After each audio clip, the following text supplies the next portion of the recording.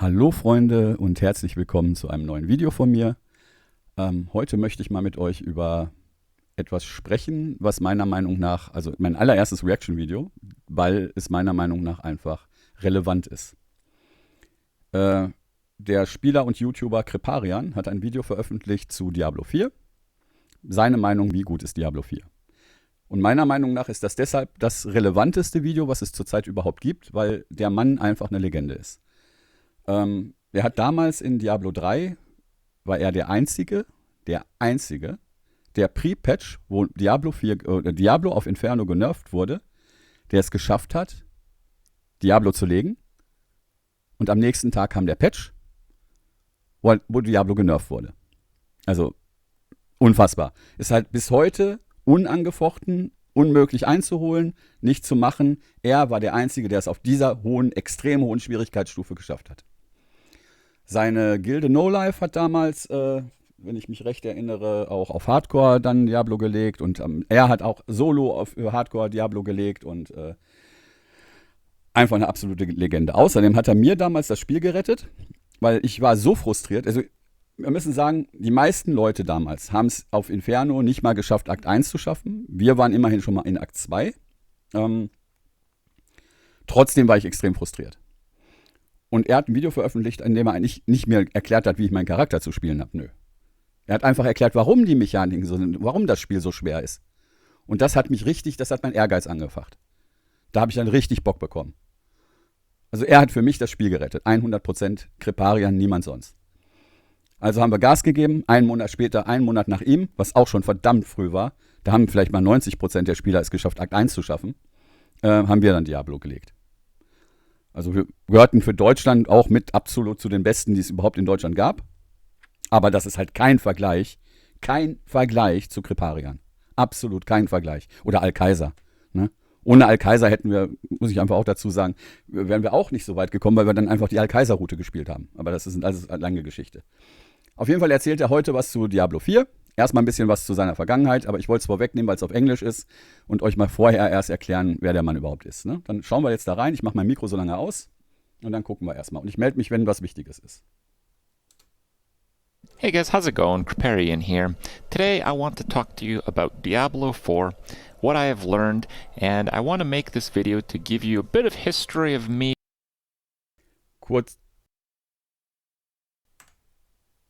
With the Diablo genre. Kurze Sache noch, mein Mikro ging gerade nicht an. Er macht hier ein Video, das ist so ungefähr gleich, glaube ich, eine Stunde 40 oder was, nein, eine Stunde lang. Gucken wir mal eben. 1 Stunde 5. Und hinterher macht er halt Bildvorstellungen. Ne? Also das kann uns dann natürlich knicken. Wir machen jetzt nur den Teil, wo es um seine Bewertung von Diablo geht. Ja, hören wir mal weiter. What you can expect out of Diablo 4, my experience, and before all of that, I want to give you guys a bit of history. So, I love the Diablo genre. I actually quit my job and became a streamer, full-time YouTuber as a result of Diablo 3 coming out. Bit more on that later. However, over the years, and it has been 11 years since I've done this now, thank you for supporting the channel and the stream and all that in that time. We've evolved, we've done many different games, and at this point, I generally play Hearthstone. Now, there is some chance that I will play a lot of Diablo 4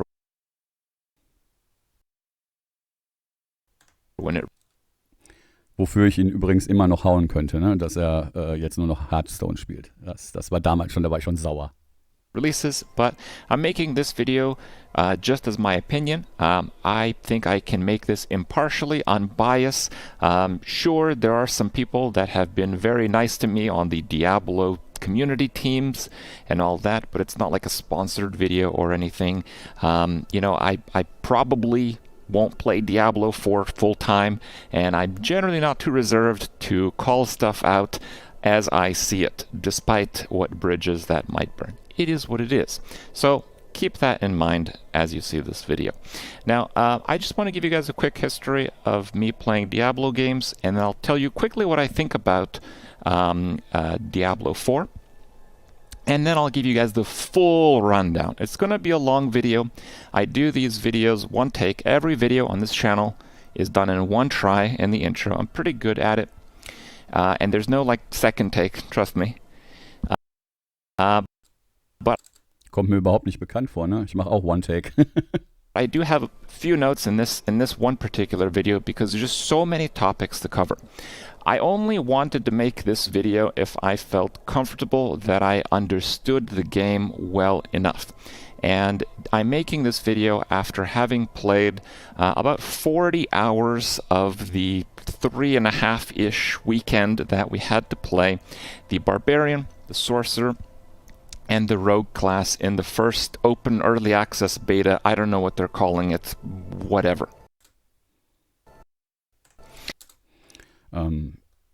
Ich habe, glaube ich, so die Hälfte geschafft am Wochenende. Ein bisschen mehr vielleicht. So 20, 25 Stunden habe ich gespielt. So I do feel confident that I understand the game as I played it. Now, that might not be the game as it is currently in development. What we're playing might not be that recent to where they have developed the game in terms of actually releasing it 2.5 months from now. But it's all we got, so my opinion is based on that. I played Diablo 1 when it came out.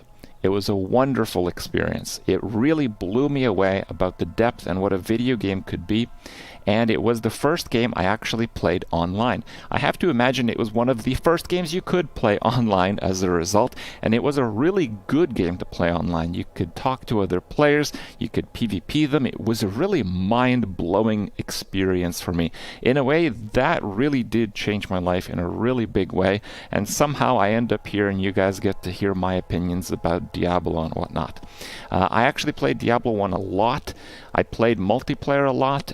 I had the goal to get to max level, which was 50, and I was closing in on it, but I was, you know, a very young kid at the time, so I was telling people about how great I am online, and someone hacked my character and set it back to level 1. Hacks were very common in Diablo 1. I tried to do things legit just to prove myself that I could, but, you know, that's not what ended up happening, I guess. Ich habe Diablo 1 nicht gespielt und ich habe Diablo 2 nicht gespielt. Dazu kann ich also überhaupt nichts sagen. War nicht meine Welt, damals habe ich Counter-Strike gezockt. Oh well. I ended up getting Diablo 1 for PlayStation 1, and at times I would play with my friends from middle school, and it was really a wonderful experience. Diablo 1, it's been decades since, and yet it is a game that people can play today and still enjoy parts of it. It's really unbelievable what they came up. Diablo 1 really defined the genre of ARPGs, in my opinion. Diablo 2... Eine Frage habe ich an euch, die könnt ihr mir dann gerne in den Kommentaren beantworten. Ich habe noch keine Kamera, ne? Also ich muss jetzt ein Reaction-Video ohne Kamera machen. Geht das überhaupt? Kann man das überhaupt bringen? Das ist erstmal so die Frage. Ich habe keine Ahnung, also ich mach's einfach mal. Really perfected it. Diablo 2 has so many systems that were a slam dunk.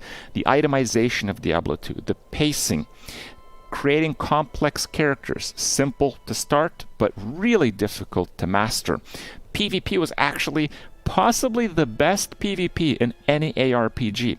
It defined how a game can approach hardcore mode in a fair way.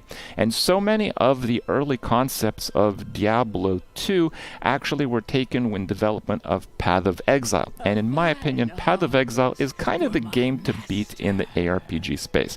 Right now, anyways. Das hat sich meiner Meinung nach leider verändert. Aber das ist halt Geschmackssache. Ich habe auch 2300 Stunden, glaube ich, im PoE. Als es noch ein normales Loot-Game war, was es meiner Meinung nach heute einfach nicht mehr ist. Heute ist es rein, ich weiß nicht, also es ist eine Crafting-Machine, ne? Also um ein Item zu bekommen, das wirklich gut ist, dann brauchst du einen halbwegs guten Loot und dann craftest du dann so lange dran rum, bis es gut ist. Also du stehst dann da rum und klickst da drauf. Sorry, also es ist nicht mehr ganz meins. Kann jeder anders sehen, klar, keine Frage. Von der reinen Komplexität her ist es natürlich schöner. Keine Frage, macht Bock, aber die letzten Ligen, die haben mir alle keinen Spaß mehr gemacht. Diablo 2 was really an absolute masterpiece. Honestly, Diablo 2 was the game that Diablo 3 was being compared against, not because it was just one number higher.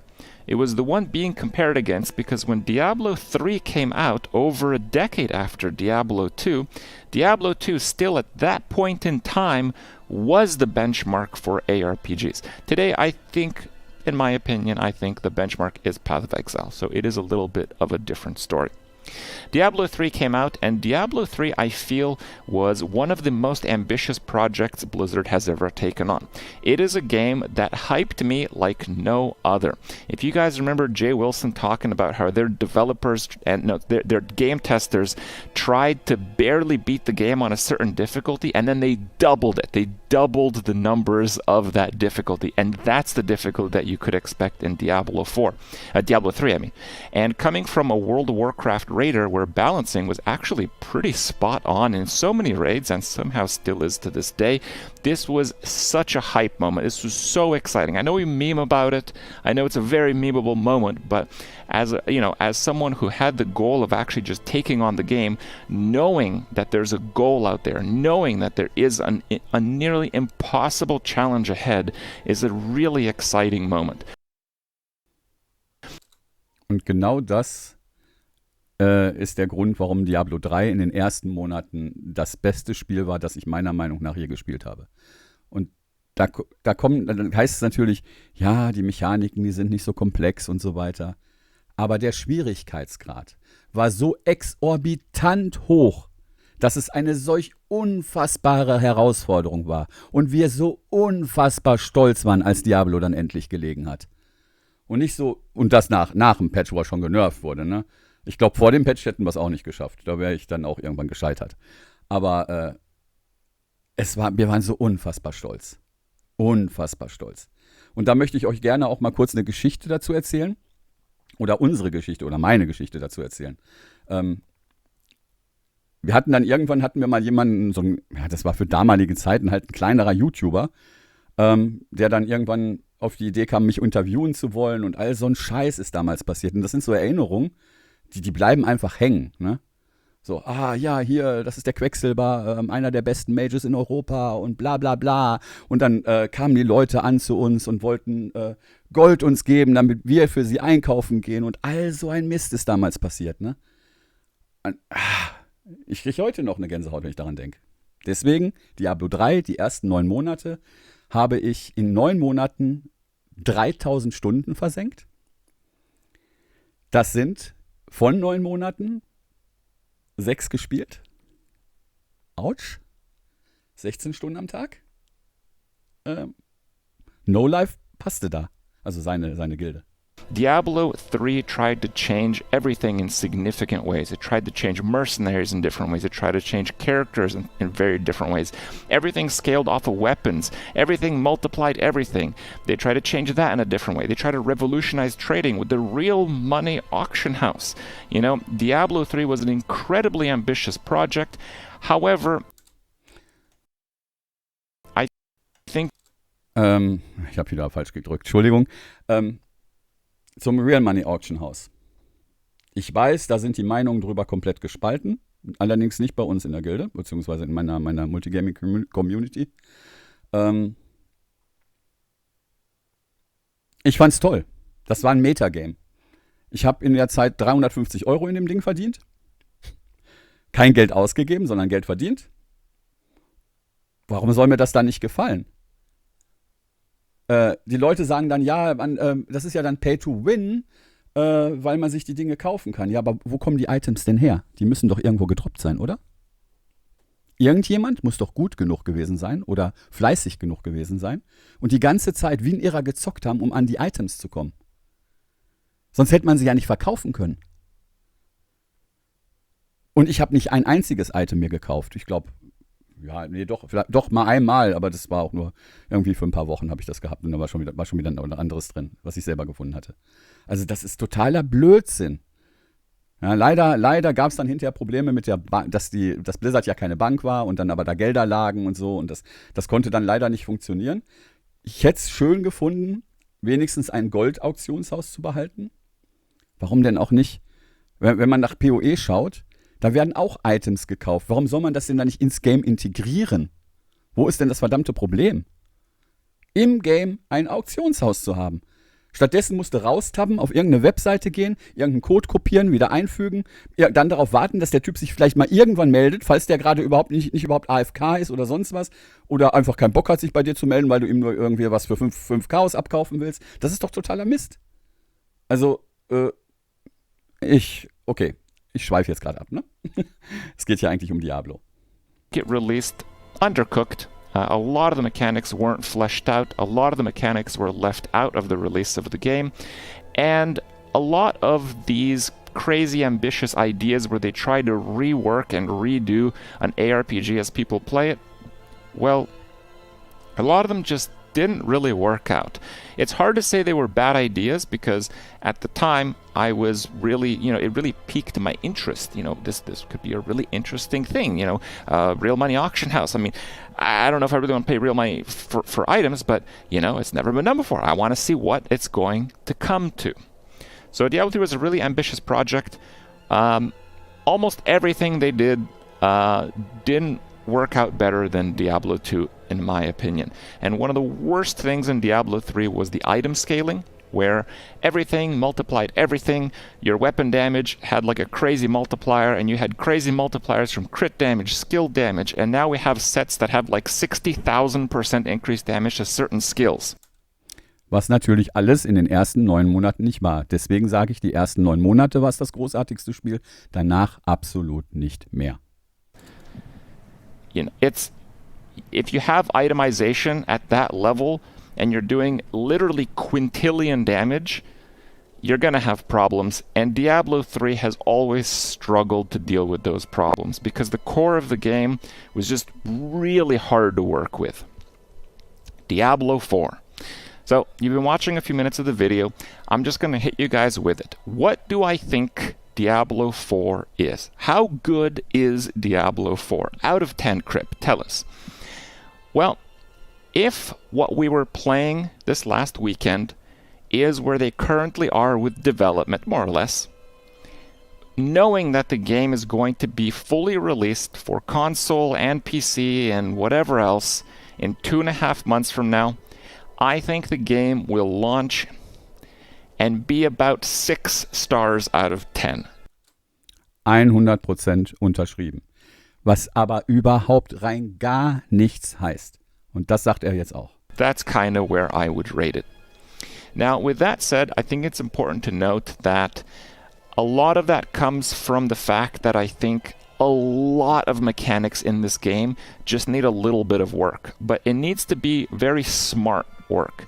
Like, there's a lot of mechanics that are really rough, kind of unfinished, I would say, have serious problems, and some of them can be fixed fairly easily, and some require quite clever solutions that I don't even have right now. And I think all of that, because the overall system of Diablo 4 is complex, will take some time. And I certainly think it's going to take way more than 2.5 months to get the game to that point where it is a masterpiece. And I do think that in the very positive case, where this development cycle continues on after the game's release, I think like a year from its release, like the 3rd, maybe 2nd season, because it is going to be launching with seasons, I think it could be like a 9 out of 10, maybe 9.5 out of 10 game. I can kind of understand the goals that the game tries to hit. Und genau der Meinung bin ich auch. Das Potenzial ist einfach da. Und er kommt später auch nochmal auf den Punkt. Ich habe das Video halt vorher schon gesehen. Es ist auch, glaube ich, ganz gut, weil sonst hätte ich nicht in der Form hierauf reagieren können. Also ich bin darauf vorbereitet, was da kommt. PoE, als es released ist ja in der Beta released. Und es hat Jahre gebraucht, um gut zu werden. Ne? Also um richtig gut zu werden. Also es hat halt von Anfang an einen unfassbaren Spaß gemacht, ja. Aber bis es dann richtig gut wurde, das hat gedauert, ne? Und Diablo released halt mit einer unfassbar geilen Basis. Die Grafik ist unfassbar. Die Story ist unfassbar gut. Das Sounddesign ist einfach eins der besten, das ich je gehört habe. Die Musik ist einfach wundervoll. Also ich denke mal, die Basis ist da, das Potenzial ist da und ich glaube auch, dass das wird was. Ja? Dadurch, dass wir jetzt ja eine durchgehende Revenue haben, ja, wir zahlen meinetwegen jederzeit irgendwie ein bisschen was für den Battle Pass, zig Leute holen sich irgendwelche Cosmetics, das ist richtig viel Geld für Blizzard. Das heißt, die Entwicklung wird auch weitergehen. Das war bei Diablo 3 halt nicht der Fall. Da wurde nur mit einer rudimentären Gruppe nur noch weiter programmiert.